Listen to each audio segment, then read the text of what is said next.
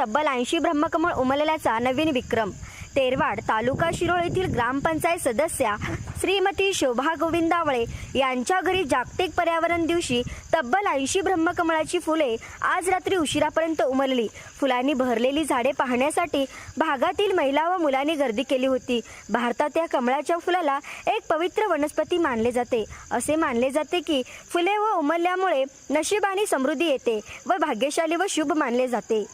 सुरुवातीपासून झाडे लावण्याची व ती जपण्याची आवड श्रीमती शोभा गोविंदावळे यांना आहे। त्यांचीच प्रतीक ही आज फुलाने पूर्ण फुलाने व फळांनी भरलेली त्यांची बाग। त्यांच्या बागेत आंबा, चिंच, पेरू, सीताफळ, फणस, चिकू, ऑक्सिजन पुरवणारी झाडे, कडुलिंब, पिंपळ, कडुलिंब सर्व प्रकारची झाडे आहेत। आज जागतिक पर्यावरण दिवशी 80 फुले उमलणे हे एक भाग्यशाली समजावे लागेल।